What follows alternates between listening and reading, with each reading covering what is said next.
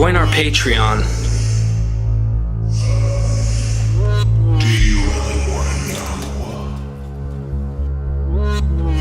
We are Mythvision.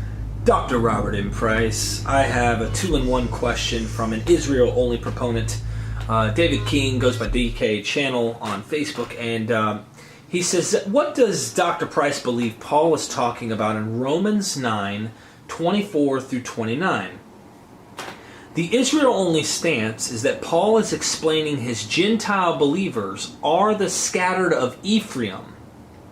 Second question into this, Romans 11:25 through 26, which the polemics from Romans 9 onward to 11. Romans 11:25 through 26 says, Israel has experienced a hardening in part until the full number of the Gentiles has come in. And in this way, all Israel will be saved. Israel only believes Paul is speaking about the elect from the scattered of Ephraim being the full number of Gentiles spoken of here. That would be why Paul says, and in this way all Israel will be saved. When the full elect number of the scattered of Ephraim are regathered, then the elect will be together to survive the judgment coming soon in AD 70. Does Dr. Price agree with that interpretation? Well, for one thing, wouldn't they be better staying where they are if they want to avoid the horrors of 70 AD? I mean, but the idea that the Gentiles are the lost tribes of Israel or Ephraim, northern Israel, that only makes sense. The idea of the full number of Israel, meaning everybody he's just talked about, the ones he calls Jews and Gentiles and so on. If you already had reason to believe that the Gentiles likely meant that, and I just cannot see that that is not a function of this theology. It seems to me there's no reason to make that equation, and that it makes it impossible to make any reference to non-Jews, non-Israelites using the term Gentile. It just seems to me it's a kind of code that has to be read into the Bible rather than read out of it. What was the thing in Romans 9? Yeah, so Romans 9 verses 24 through 29. And if you want, I can read it out loud, or if you want to read it. Yeah, might as well. So Romans 9:24 through 29. And they believe that the Israel-only stance is that Paul's explaining his Gentile believers are the scattered of Ephraim. 9:24 through 29. Let's see. How about starting with 22 so we get a complete sentence.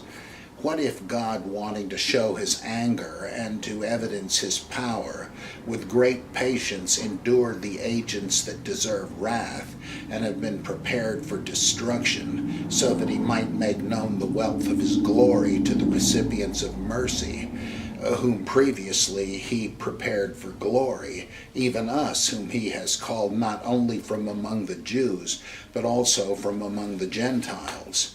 So too, he says in Hosea, I will call those who were not my people, and her who was not loved, my beloved.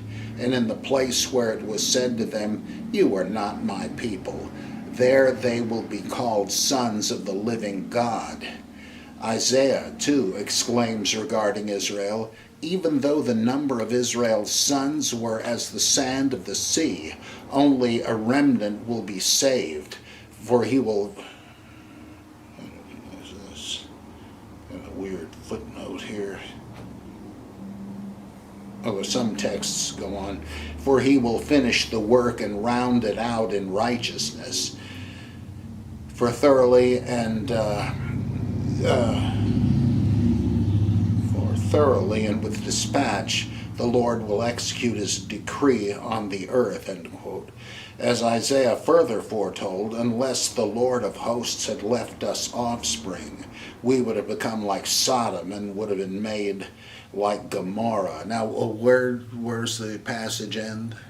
29. Yeah, that's that.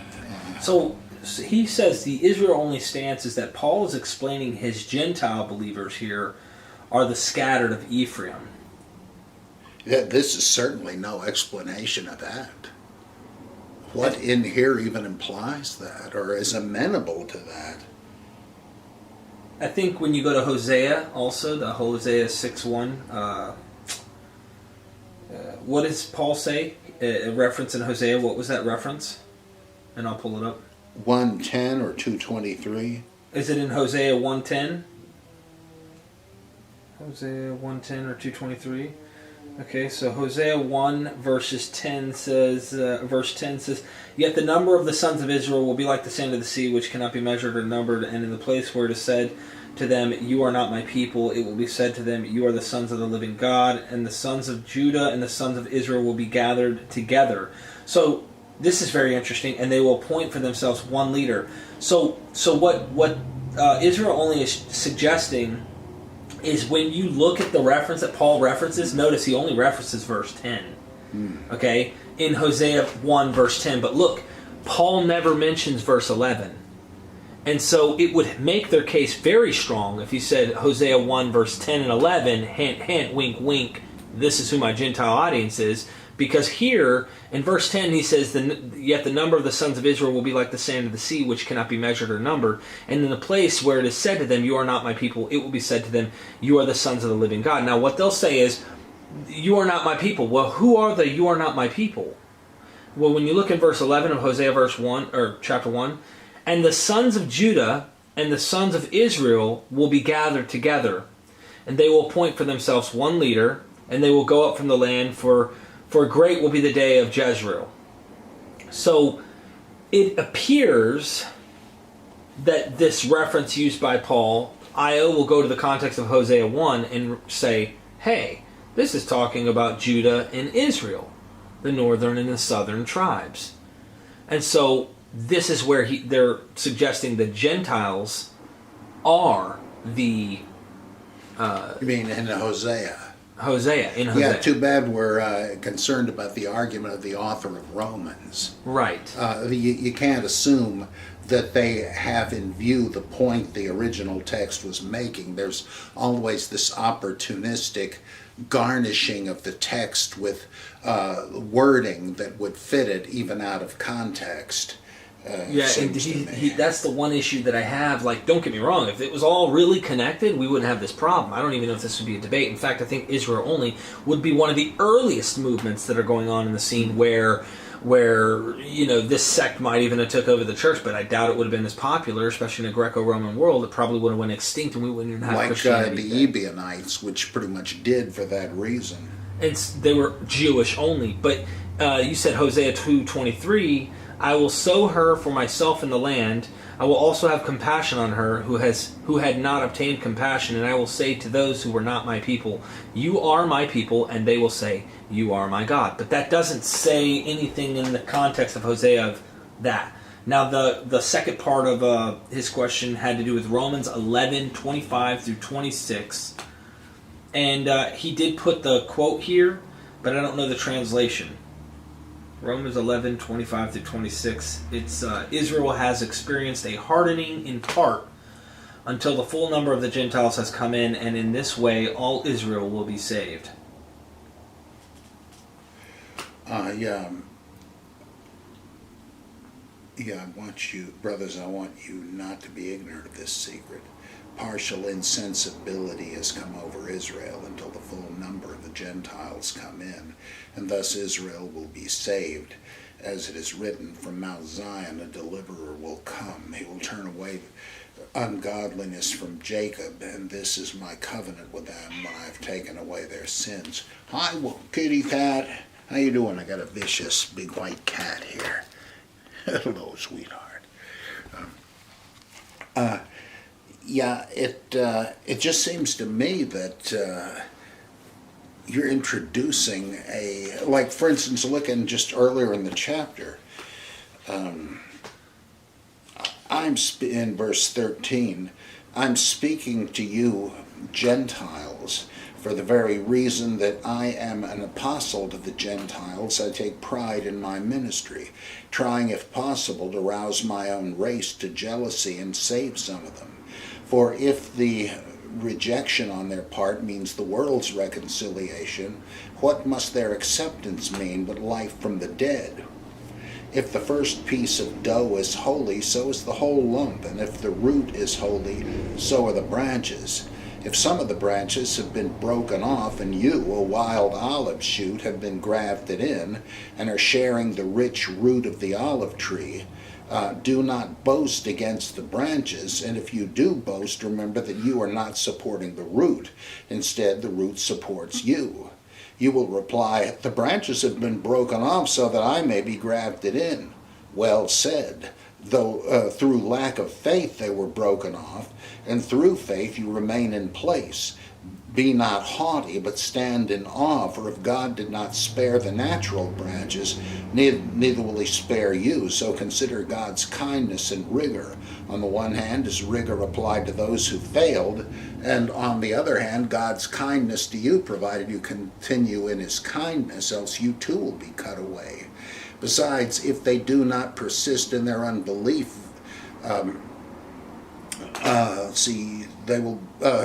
if they do not persist in their unbelief, will be grafted in, for God is able to graft them in again.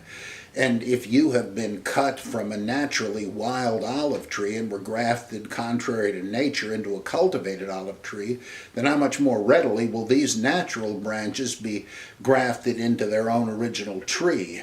And so on. I just don't see what possible reason there is to read in that people left over from the Assyrian exile are in view here. Yeah, or any other exile other than I found it kind of interesting there, the whole grafting in concept. He just talked about the branch. He's talking about grafting back in the natural branches. And to me, it's like, look, he can graft in the Jews. He can graft in the people of their own race back, but they're not.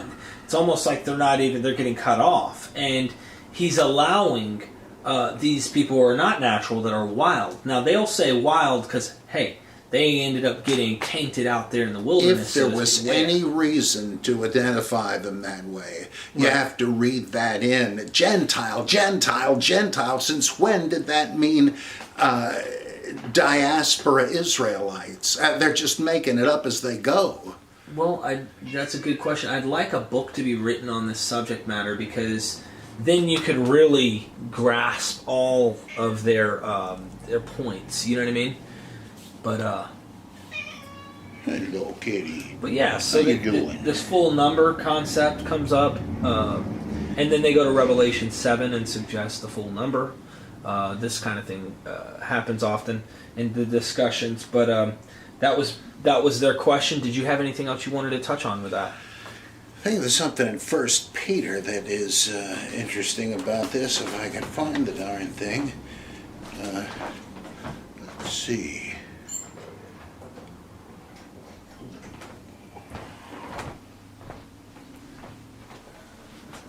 1 Peter 1? Yeah, 2 actually. Okay.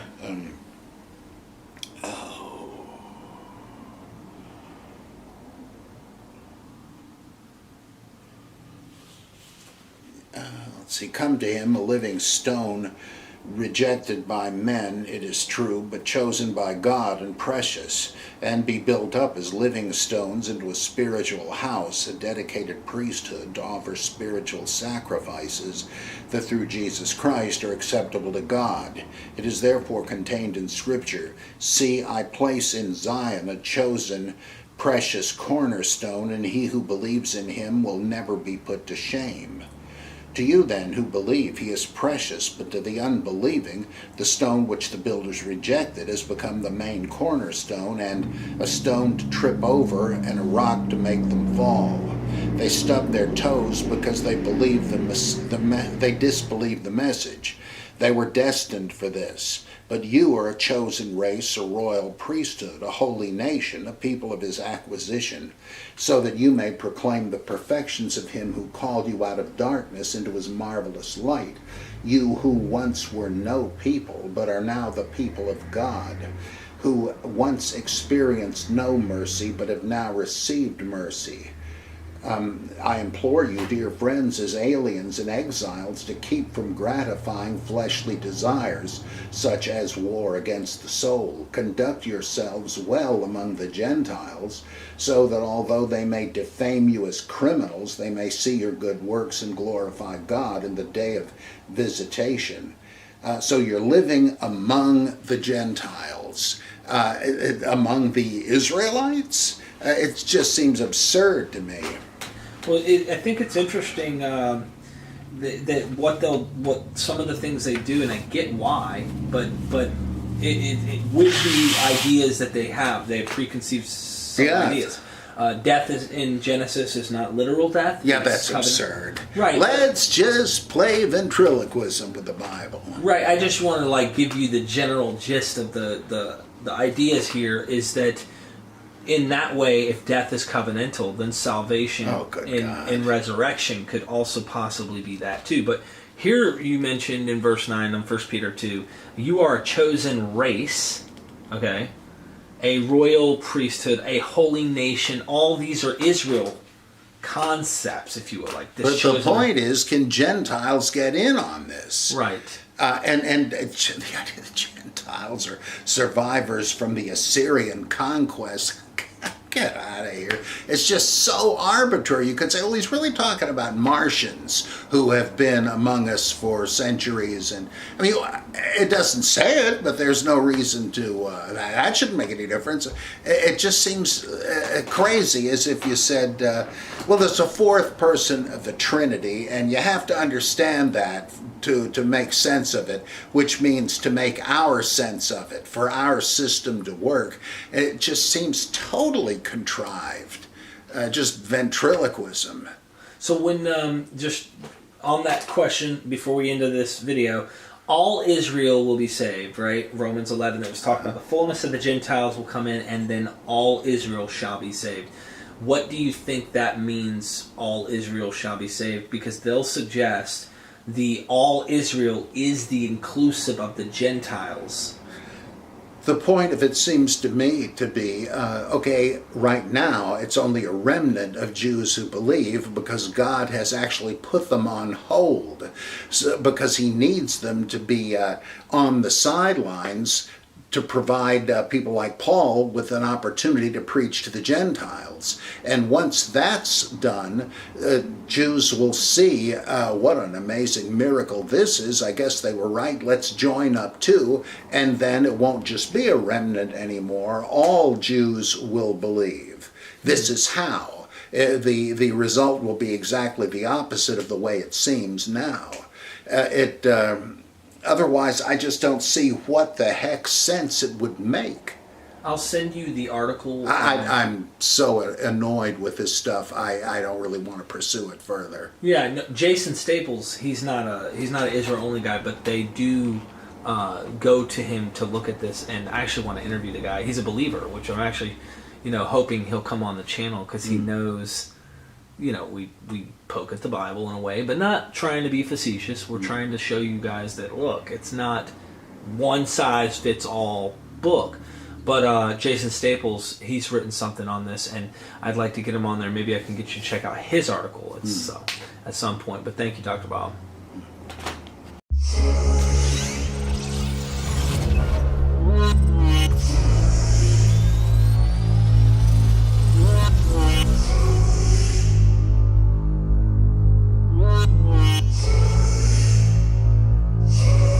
Join our Patreon.